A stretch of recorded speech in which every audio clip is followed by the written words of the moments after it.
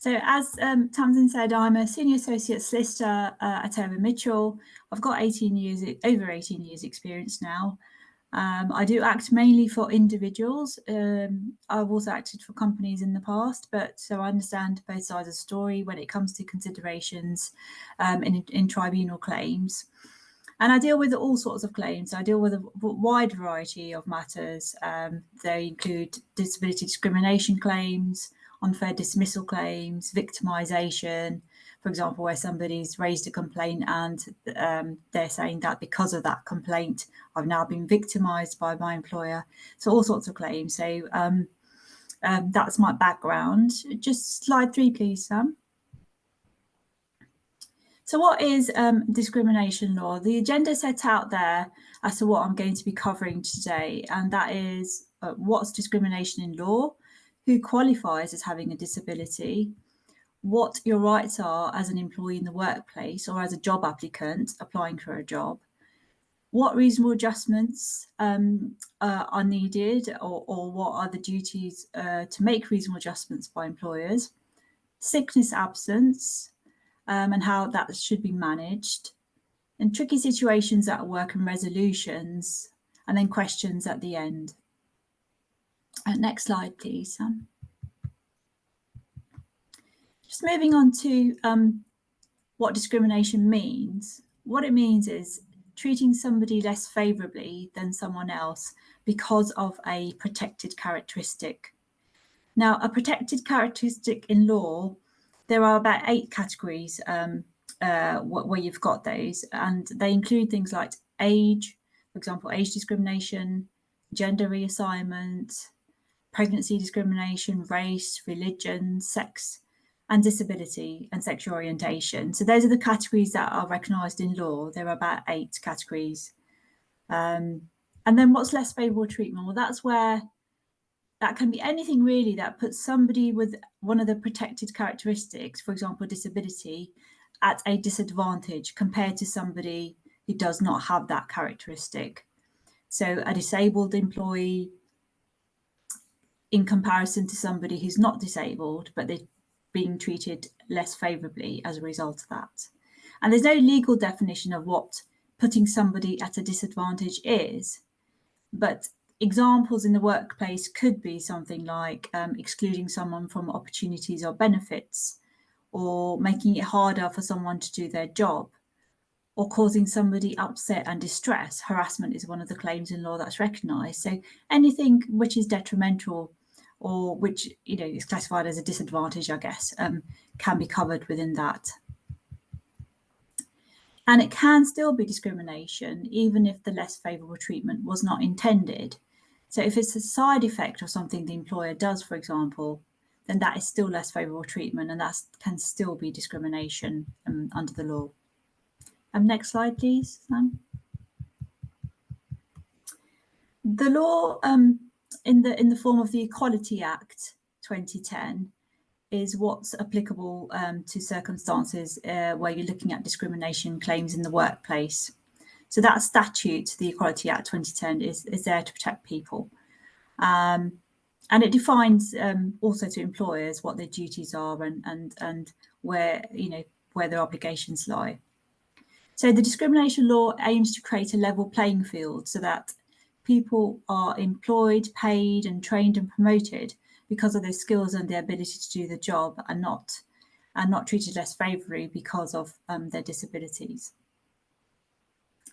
It's also the legislation, the Equality Act, also applies to areas of employment, including job adverts and the recruitment process. So you can't have a job advert where, for example, they say we're looking for young, fresh talent, and that could be age discrimination. So have a look at the wording and see if there's anything in there which sets off alarm bells.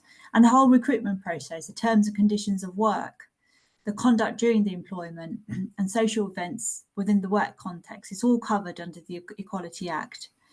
And then after that, any dismissal, any work-related matters.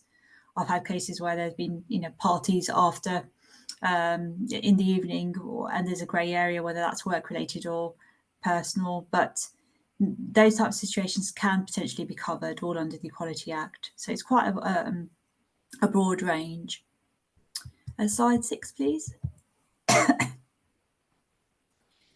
So what type of discrimination is there? In law, there are about 4 categories. And I'll go through those just to explain what they are. So direct discrimination is where someone with a protected characteristic, for example, disability, is treated less favourably than someone without that characteristic. It covers situations where someone's treated less favourably because of their association with a person with a protected characteristic as well. Say, for example, if somebody's caring for someone at home who's got a brain injury, and that person themselves is working in the workplace, but they're being treated less favourably because of their association with a disabled person. So that kind of claim can still be made, even if that person doesn't directly have that disability.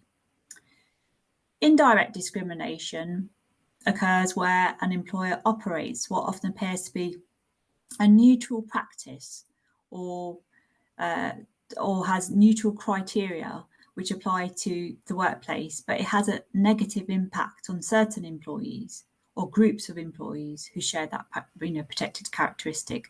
So the impact indirectly is less favourable treatment relating to that disabled individual. Harassment. So what's harassment?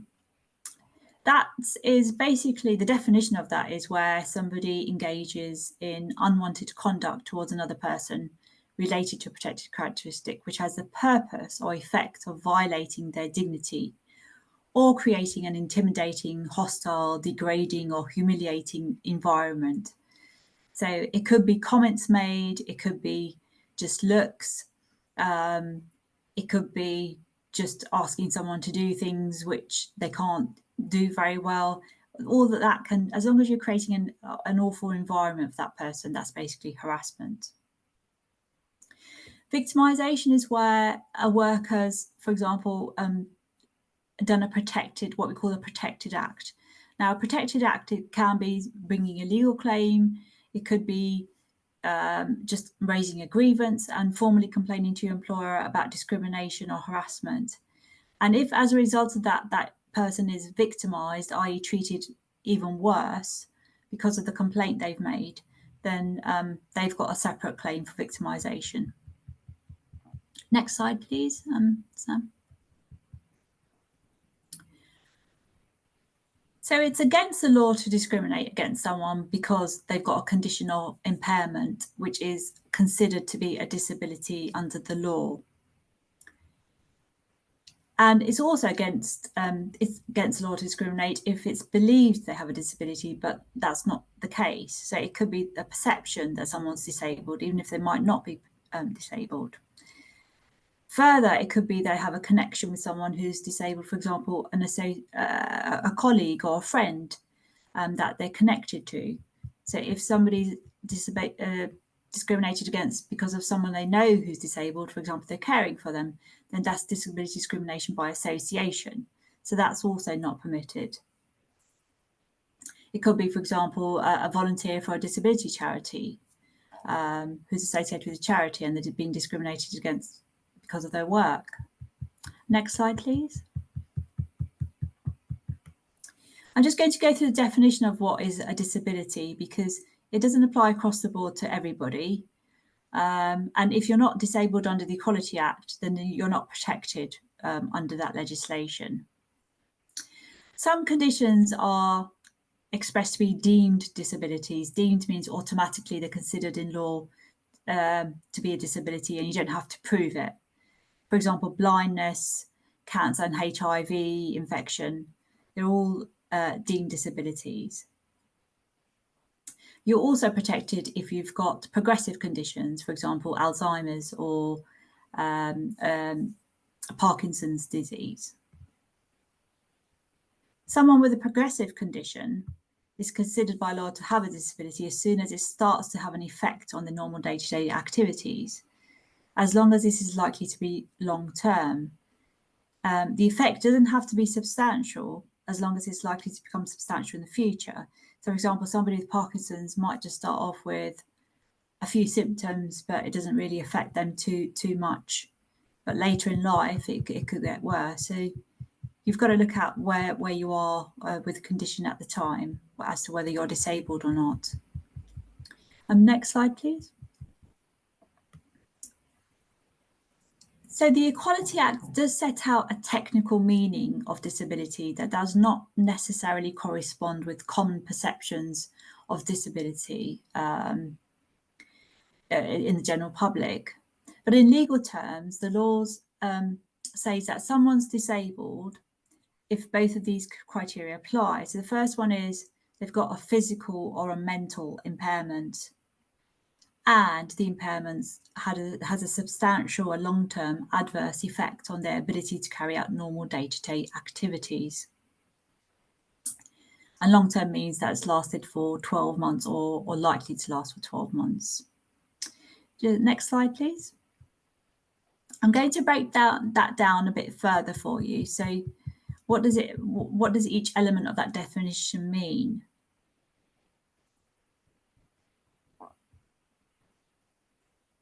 So physical or mental impairment is any physical difficulty. This can mean muscular weakness or cramps, as well as more obvious conditions such as being unable to walk. And then the mental impairment can cover a wide range of problems relating to mental functioning, including what's known as learning disabilities and mental health conditions such as depression. So somebody could have 2 or 3 disabilities at the same time. They could have a physical disability, they could also have a mental impairment, and they might have as a knock-on effect or a side disability, which is a depression or anxiety, for example. It's not necessarily that it's just one impairment, one disability. Next slide, please. So long-term means it's lasted for at least 12 months or likely to last for 12 months. It's still a condition can still be long-term, even if you're in remission or not displaying symptoms, if it's intermittent or likely to recur. For example, if your condition's fluctuating, you go up and down with it. It might affect somebody for a few months at a time. At other times, it might not be affected. So long-term means that it's likely to last for 12 months or it has lasted for 12 months. And epilepsy is an example of that. Next slide. What does substantial effect mean? So part of the definition means it says that it's got to have a substantial effect. So that means it's got to be more than minor or trivial.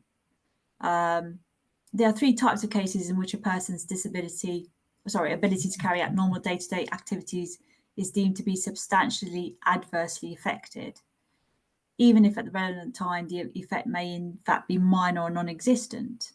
So that's where the substantial effect is likely to recur, the condition might be progressive, or the treatment is reducing the effect of the impairment.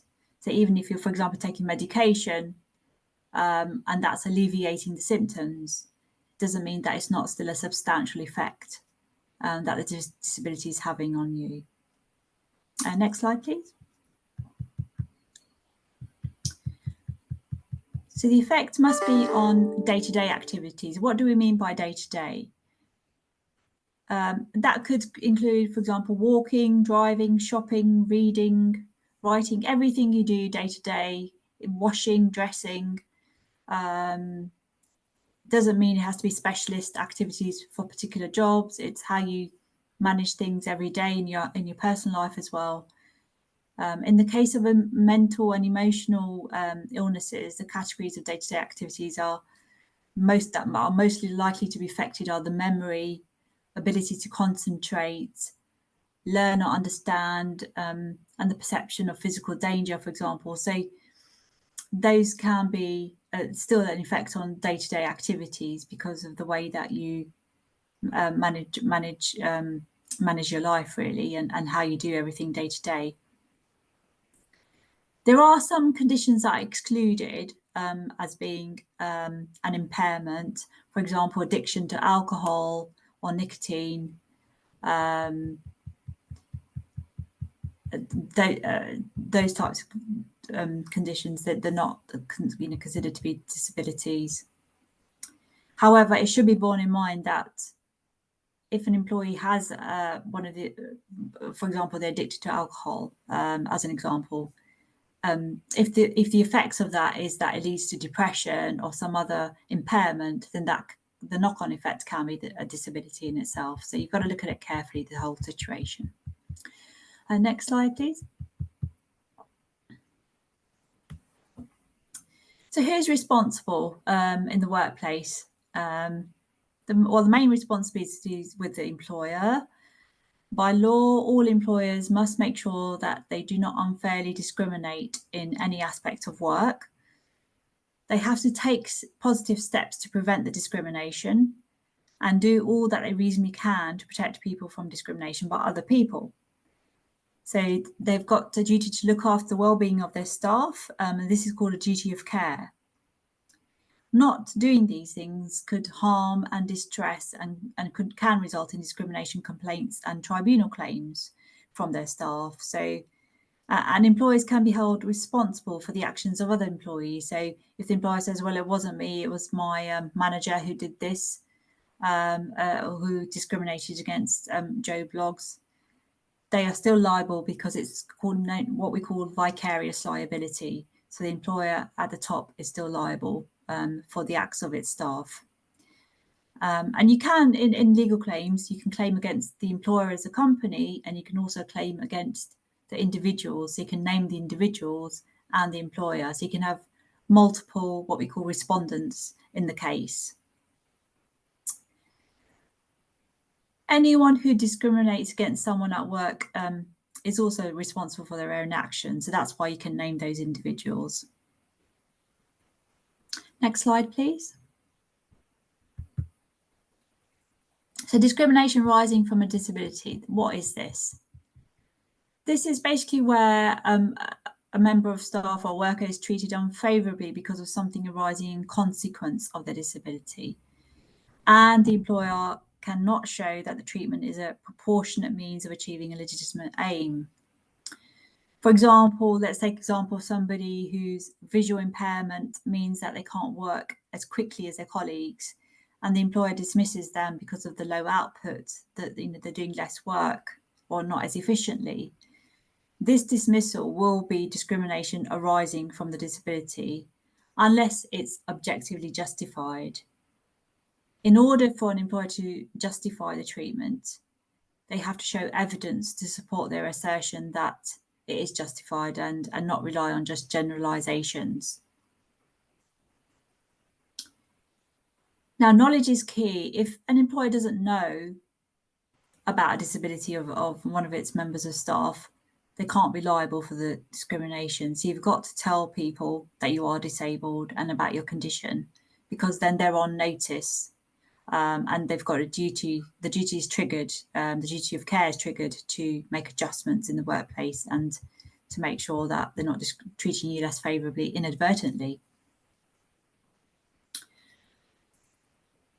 Also, if sometimes staff don't tell their employer because they just want to hide it or they don't feel comfortable, but employer does have a duty to, if they suspect somebody might be struggling or there's some health reasons, they can't just ignore the issue. They have a duty to send you to occupational health, for example, or write to your GP to try and understand better what support might be needed in the workplace.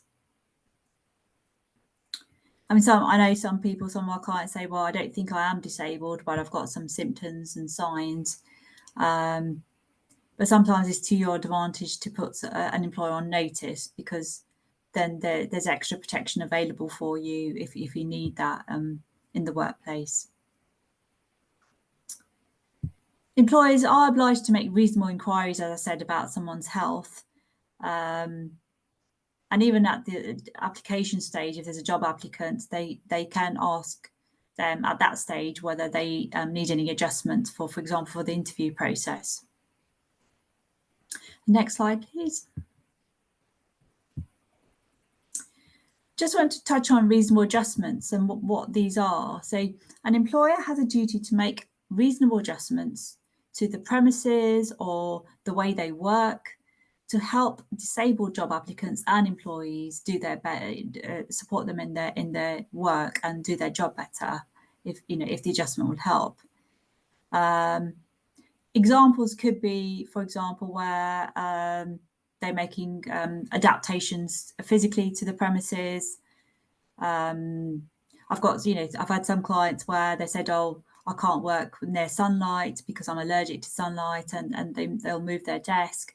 Got some dyslexic individuals, for example, who need software to help them with computer work. So there's all sorts of aids and adjustments that can be made to assist someone in the workplace. Some of my clients say, well, I don't want to work in rush hour, I can't travel as quickly, I want adjustments to my working hours. So these are all types of adjustments that an employer might be obliged to consider.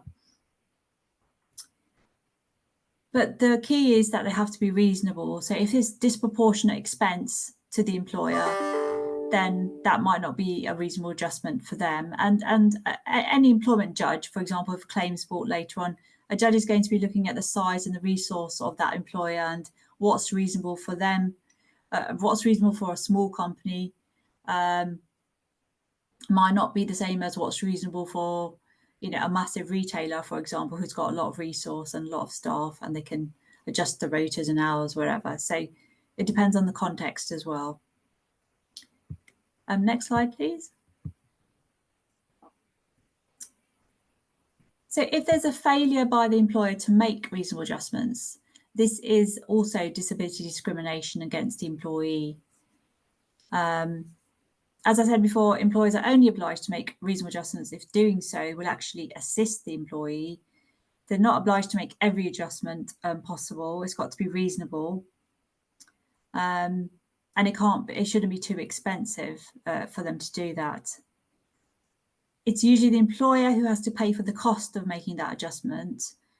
They can't pass the cost onto the employee, or they shouldn't be passing the cost onto the employee, although I have had clients where they said they made me buy my own software for the computer or whatever. So that's not really permitted. There is a scheme for called Access to Work, where they can assist employers in making adjustments and providing some equipment. Again, knowledge is key. So it's important that the employer must have knowledge of the disability, because if they don't have knowledge and there's no way that they know about the disability, then the duty to assist you is not triggered. So it's really important they have that knowledge. Next slide, please.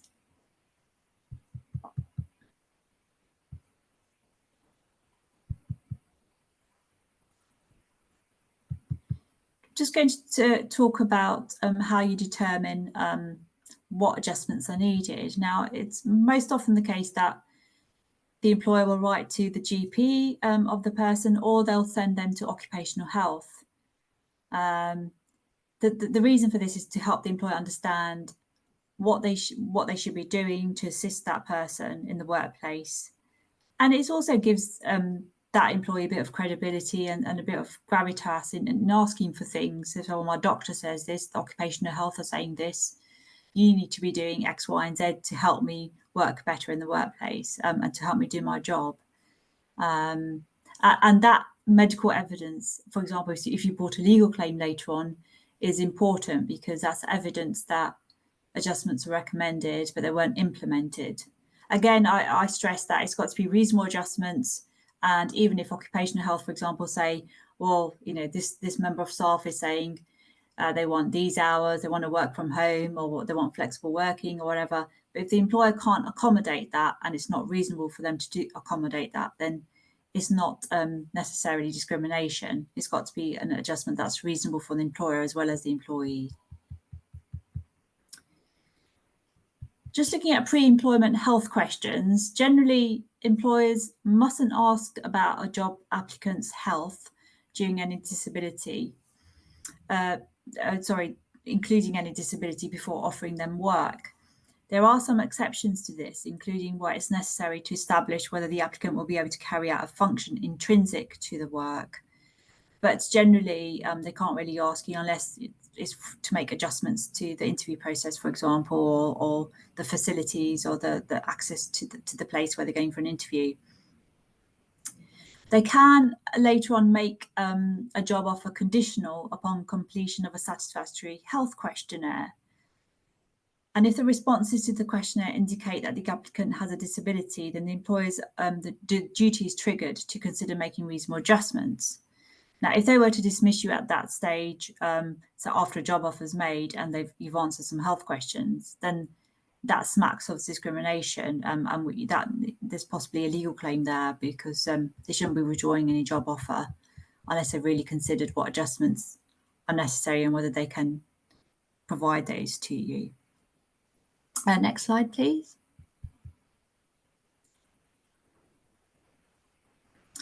In relation to absence, I mean, some disabled staff are off sick for a while if they've had some injury, or they're trying to go back to work, and you usually get management of absence and certain trigger points which set off another set of processes. For example, a dismissal process because of ill health capabilities, what we call in law managing your absence, managing you out of the workplace, and dismissing you because of too much sickness absence. So there can be reasonable adjustments made for the trigger points. Again, what's reasonable depends on the circumstances, but you sometimes employers might need to make adjustments around the absence penalties or the points that you accrue. So it might be that they make an adjustment, so they're not going to count all of your sick leave when they're looking at whether they should start a capability process to dismiss you. They might discount some of the sick leave if it's related to your disability, and only take into account other sick leave which is unrelated, for example, I don't know, stomach bugs or whatever, COVID. So that's one adjustment they could make to the sickness absence time taken off. Another example of a reasonable adjustment could be recording disability absence separately to the other sickness absence. So one could be called disability leave, or the other, or disability related sickness absence. So this is how they classify it as well. Ideally, the employer should be talking to the person, listening to them, considering their special circumstances, their unique situation, getting medical advice, again, from occupational health or the GP, before they follow through with any absence process or dismissal process as a result of the absence. They need to be taking into account why somebody needs time off and how much time they need off. I've had cases where somebody's been off for about 3 months and that's triggered the dismissal process, and that's been held to be unreasonable given that the employer was large. They could have accommodated the absence for a bit longer. There was a prognosis that person would come back to work, etc. So all those factors are taken into consideration. But equally, that 3-month absence for another smaller employer might be held to be not sustainable, and that employer might be justified in dismissing that person. Again, that goes back to the idea of what's reasonable and what's not reasonable. For some employers, it might be reasonable to just hold off for a couple of months, whereas other larger employers might be able to allow 6 months to a year absence and be able to sustain that. But the key is not to be treating that person badly or putting them at some disadvantage because of their disability. Otherwise, again, you can claim disability discrimination. Next slide, please. Just going to touch on sickness absence pay. How much pay someone is entitled to while they're off work depends on what their employer offers them as part of their contractual terms. Statutory sick pay is the minimum that employers must be paying if the person is eligible for it. And then you have contractual sick pay, which is more than the legal minimum. So you have enhanced sick pay in your employment contract. It could be, I know some employers will give you 6 months to 1 year, full pay when you're off sick, whereas some employers will only pay SSP. So you need to check your employment contract and the organisation's absence policy as to your rights in this regard. And next slide, please. Now, returning to work after absence. So when someone does return to work, when they've been off for quite a period, they should be talking with their employer. That's good practice. And the employer should be having a meeting with them to make sure that they are ready to return and they've got the support that they need. Employers should have a process they follow when someone returns that involves, for example, following their absence policy, referring you to occupational health to understand what adjustments might be needed, writing to the GP if necessary. And they should also be asking that person, you know, what do you want to tell other people about your illness or your disability, if anything, or do you want to keep it confidential? Some employees will want other people to know, whereas some will want to keep it private. So those types of discussions need to be undertaken. In addition, if the doctor's made some recommendations about adjustments, etc., then again, the employer needs to consider those and have a discussion with that member of staff to ease them back into the workplace. And that it might include a phased return. So you might be on reduced hours when you go back to ease you back in, and then you're building those up slowly when you're as you're getting used to the work environment again, especially if you've been off for a long time. Next slide, please. Other steps that employers can take. Basically, they should have good policies in place, equality promoting policies. They should be training up their managers and staff against anti-harassment type situations and on equality and their obligations as managers and how they should be treating staff and considering adjustments. I'm surprised at how many managers still don't understand the basics of discrimination legislation. And next slide, please.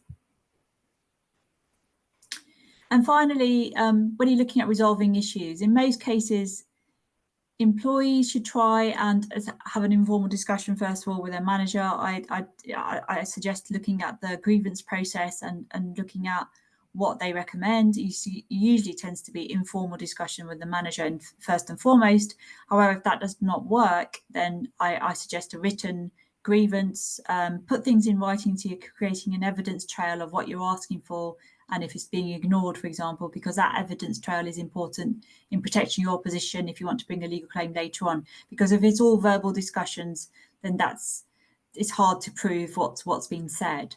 Whereas if it's in black and white email, for example, then that's easier to protect your position.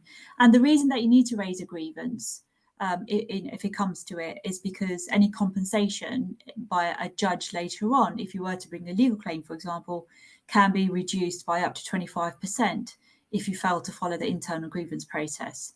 Equally, if an employer doesn't deal with the grievance very well, or they're delayed. I've got a client at the moment where there's been 6 months and they've not looked at a grievance properly, then we're going to be saying the employer should be penalised and compensation will be increased by 25%, up to 25%, if the judge makes findings that they should have followed a better process. So that's the end of my talk. I think next slide, I think it just says any questions.